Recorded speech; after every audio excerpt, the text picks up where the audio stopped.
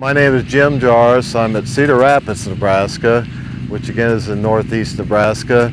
And in 1970, my wife and I moved from Columbus, Nebraska back to Cedar Rapids, which is where I grew up on a farm west of town here a ways. But we needed a place to live, and in this area there was 5 acres for sale with a home, so we bought it. And so through the years I started selling lots.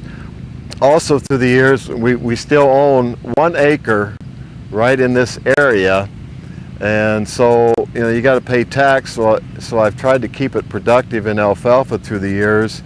And I guess it just amazes me, this field we're standing in here has been to alfalfa for since 1972.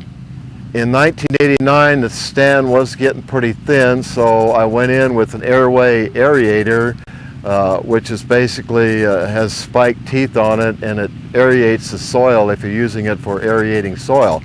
And you can put it in a more aggressive mode and tear the soil up. So that's what I use to come in on this acre of ground and just kind of loosen it up. And we reseeded with a common alfalfa seed, which is harvested. In fact, the neighbor over here to the north of me is the one, he sells alfalfa seeds that he harvests off of farms in the area.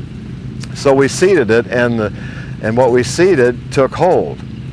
And so through the years, what I've done in this field, basically from working with Conklin, some ideas and other knowledge that I've gained working with alfalfa, every spring I like to put on 300 pounds of gypsum.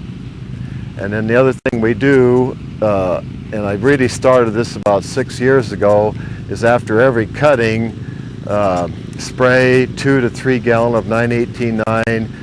And what we're standing in now is, this is about the 11th of September, and this is 4th cutting. Now we've had a lot of rain in this area, and I've so far to date have taken 6.3 ton off of this field.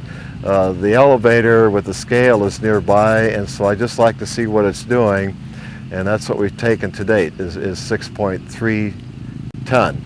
This is dry land. It's just whatever moisture we can get from Mother Nature.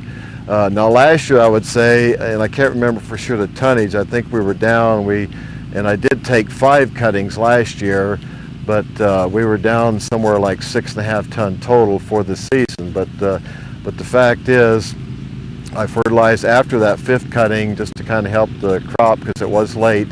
And so this year, this particular field, again, we're at 6.3. We're going to cut this 4th cutting. I'd like to have it cut already, but weather kept us from doing that. And so this coming Thursday is when I hope to cut it, and we'll see what it does. I'm sure we're going to make 1.5 tons with this. And so I also want to do a relative feed value test on it to see what we have. So there is some bluegrass in the stand, and the stand is not real. It's not as thick as some people would maybe like to have it. And probably where I look at this and look at the fertility program that we've talked about with Conklin, foliar feeding and so forth, I have a book on alfalfa production by a Dr. Harold Wills that I picked up. But in this book, he states that properly fertilized alfalfa stands can live 30 to 40 years. And so I think maybe we're seeing that here with the foliar feeding. I think gypsum and the sulfur in gypsum plays a big part in that.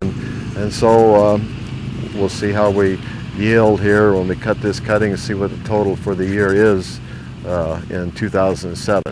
And I plan on leaving it alfalfa forever if I can. Just because it's a small lot, 1 acre, and unless we would sell a lot for building purposes, it'll stay like this as long as we can keep it.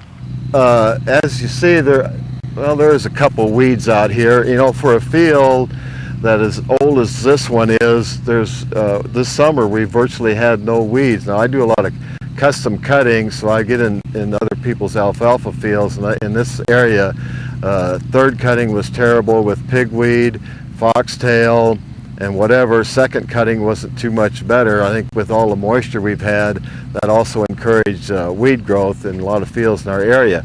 But the field across the road from us, that's virtually free of any type of weeds, and I think that's coming on the 4th year for that field. and I've cut hay in 4-year-old fields that are really weedy. There is a theory out there by some, and I think maybe it's mentioned in this book, that if you keep your fertility proper, you have less weed pressure in a field, and I think maybe I'm seeing that in this field, and so I think it's something to consider, that the proper fertility will also help keep the alfalfa growing healthy and reduce weed pressure in some of these alfalfa fields.